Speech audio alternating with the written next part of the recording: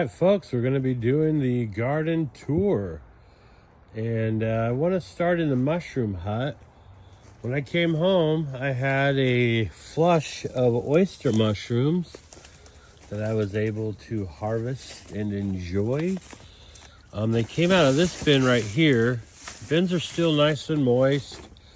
We've been having ridiculously cold, wet weather here in the Northwest. We had a good run of like some upper 80, 90 degree days, but then we just went back to like 45 at night and really cold. So it's kind of been something I'll talk about a little bit, but the mushroom hut obviously is doing good. And then as we come out here, the rose garden, I just cut a bunch of roses this morning for the wife. They're all looking healthy and happy. I've had a couple cloning projects that I've been doing. This is one of them, and I'll show you another one here in a minute.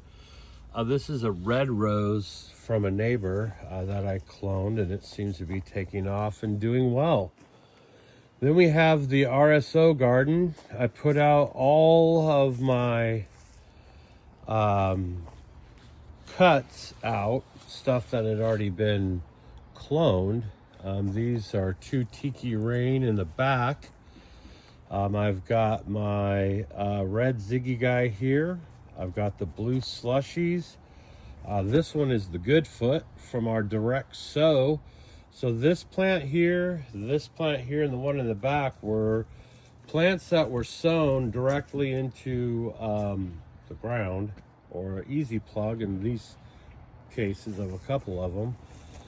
They are all planted in April and doing really good. So I put these moms out to kind of match up to their height, and this is going to be my RSO medicine garden for the year. Also transplanted a lilac that I dug out of the ground over at my son's former house, and it's doing great and taking off.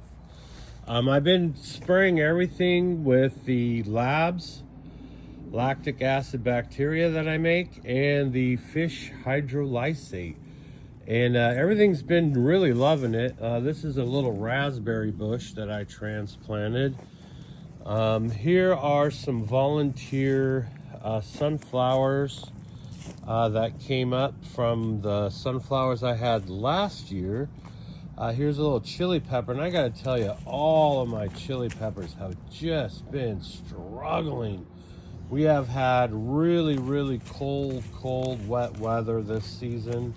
A lot of stuff got drowned out on my beets in these pots. As you can see, I'm still dealing with leaf rot, just from them being so drowned out. But I look down here, and I got some beet growth, so I'm excited about that. I'll at least get some beets out of the deal. Over here, the Thai basil's starting to take off. It's looking good, healthy, bushy, happy. I am top dressing all of these plants with the nutrients that kind of go to what they are, with the Dr. Earth's dry amendments. And I've been getting those from the grocery outlet. And I've been feeding this big old winter squash here. And as you can see, since the last time I've checked in with y'all and got back from the cup, it has really exploded. And so it's going to take off. I'm going to have it wrap around this whole thing, hopefully, and come back around. My spinach has gone fully to seed, so I have to collect my spinach seeds. The stuff that I put in here, the shallots, they're still struggling, especially this bin. But I'm hoping they're going to take off and do well. They have some of that leaf rot issue that the other ones did, just because I need more drainage in these bins, and I need to prepare for that better next year. But as you can see, the pollinator garden and the sunflowers in the pollinator garden have really exploded. Everything in here looks good. All the poppies are up and looking awesome, and I think I got some other cool little purple dudes in here, and they've got these yellow, I think they're like the California poppies, but all kinds of pollinator action in here. And these sunflowers are just getting ready to pop off. So I'm pretty excited about that. Then I got my bin of carrots. It's overcrowded, but I am getting carrots out of here. So, I mean, they're still alive and doing well. Then as we wrap around, we have our strawberries. And they're doing really good. As you can see, they've bounced back from their soaking and over soaking. We got our herb garden here with some rosemary, thyme, and oregano and some sage. Then our Thai basil over here is doing good. And then this is the other section of the herb garden. I've got my thyme, oregano, some rosemary, more of all of that in here. But I just shaved all of the thyme and oregano off, and I made a half a gallon of thyme, oregano, garlic oil. So I put this underneath my counter in like any kind of dark pantry. And I just kind of go in and I'll shake it a little bit every couple days. And I'll do that for about a month or two, tasting it as it goes. And then once it tastes amazing, I'll strain out all of the herbs in it, and I'll have some preserved, delicious herb oil. And the combination of the thyme, garlic, and oregano is basically that oil they serve you at the Italian restaurant when you dip the focaccia bread. Delicious. Really good stuff. Over here is my spring onion project. I got another rosemary. My spring onion project here is kind of doing good. They got bombarded with moisture and heaviness. I planted some carnations from seed in the front. And they're kind of doing well. These transplants of this rosemary I got from my son's bush. And I basically just shaved the ends of the branch, dipped it in Clonex gel, and stuck it in moist soil. And as you can see, they've all taken off and are doing well. This guy, he's still struggling a bit, but it seems like it's rooted. But I got two really nice ones out of it, so that's pretty cool. This is the other rose project I did. I went over to Fish's house, and he has these beautiful, fragrant white roses. So I went in and I pruned back a bunch of his roses for him and came home with cuts. I had them in the bathroom, but I had to rush that bathroom to get it to be a dry station. So I had to bring them out early, and I lost a lot of them. But this one and one other have survived, but this one's doing really well. So I have another cloned white rose, stoked. Some more herbs in here, just some oregano and some more carnations. These are Luca's cannabis plants that I put out for him as decoys. Keeps him out of my bins because he comes out here and he just kind of feeds on the cannabis plants. As you can see, this one is tried to go to flower. We'll have to revert back. But my carrot bin's doing all right. That one got way overwatered. I have this white pumpkin plant here. It's doing stuff, but the dogs, obviously, they keep pissing on it, but it still seems to be cruising right along. It's not really vining out and stretching out like the winter squash has. It hasn't exploded like that. This is one of those tomato plants that we had in the solo cups earlier this year, you saw, and it's doing really good. It loves this spot here. It gets lots of sunshine. And then I'll go ahead and show you the back garden. Lemon tree's doing good. It got overwatered, and it's still kind of recovering from its overwatering situation. Strawberries are starting to make berries, so they're kind of doing pretty well. Everything seems to be loving the fish and lab sprays. Every time I spray that once a week. I put 1 ounce per gallon of each, and I spray them once a week, and they just get really stoked. Their leaves go stoked.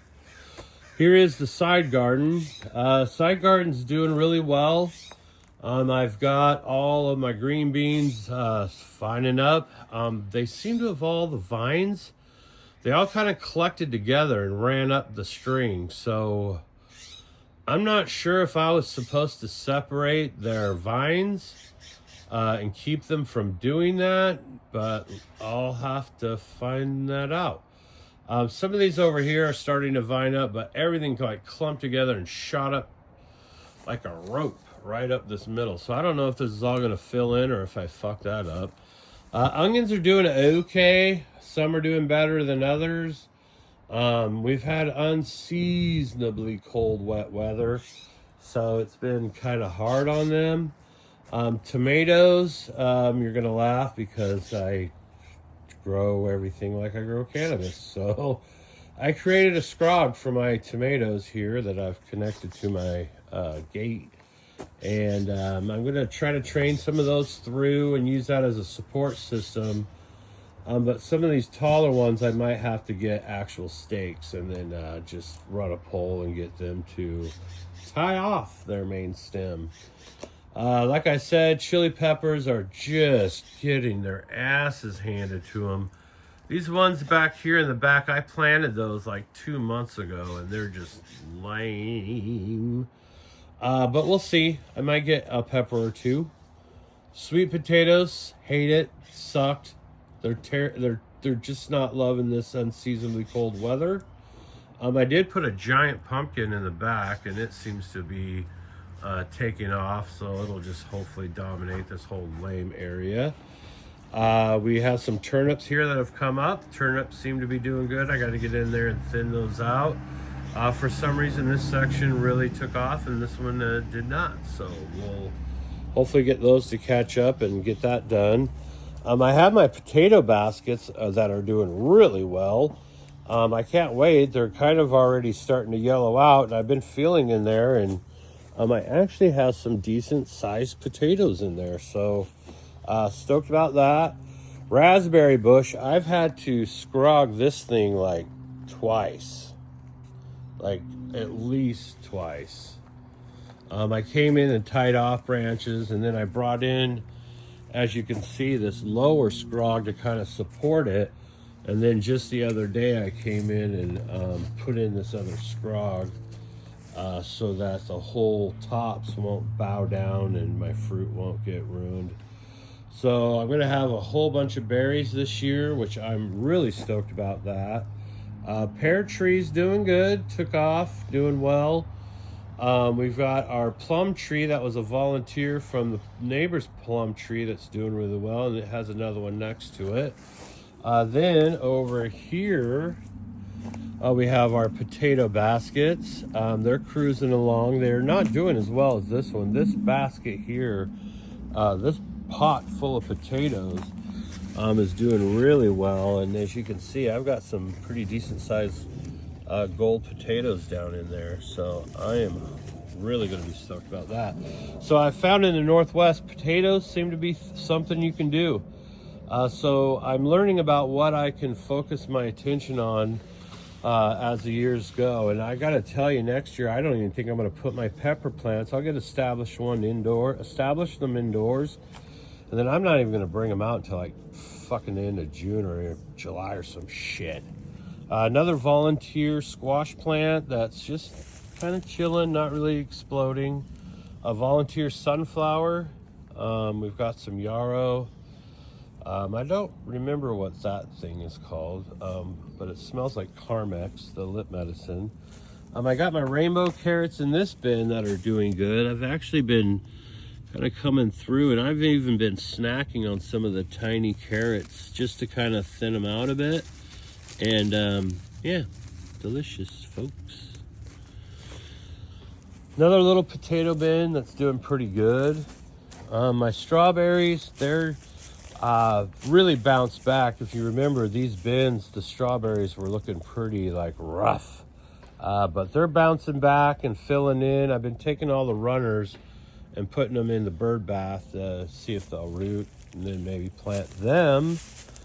My cucumbers are doing good. These 2 cucumber plants really should produce enough cucumbers to last me for the summer season.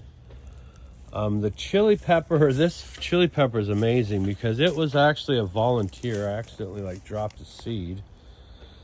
And because its seed had germinated so close to the black bin, that its heat level has been high enough to keep it going. And so if you look at the explosive growth of this chili pepper plant versus the one I showed you before, and even this one over here, you could see it being germinated and started next to this hot of this black bin has done nothing but benefit it, which you would think would be terrible for it, but it loves the heat, and the soil has been good, so it's really taken off. And I'll actually get some peppers off of this pepper plant here. All of my blackberries bloomed out this year. Like I told you, if you've been following me at all, I haven't gotten blackberries out of these bushes in the 5-10 years they've been here, but for some reason this year everything has really bloomed out, and I should get really enough blackberries out of this. And these are not these blackberries that you get in the grocery store. These are a Norwegian. They're pretty invasive here in the Northwest. But ooh, Luca likes the bumblebee. Get that bee, Luca. What's that gonna be? Say hello to Mr. Bee.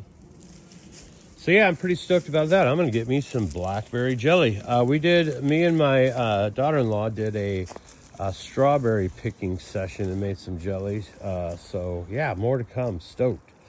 Hydrangea, it's rough. It's taken a beating. It got pretty dry while I was gone, and it also got really cold and wet, so it's been having its ass handed to it. The tomatoes been doing well. I've been keeping this mulch, this straw on the tomatoes, and it's been keeping them pretty moist. They didn't dry out at all while I was gone. Of course, OC Deb, she helped me a lot by keeping my stuff alive. She watered for me while I was gone. But as you can see, the tomatoes, these are the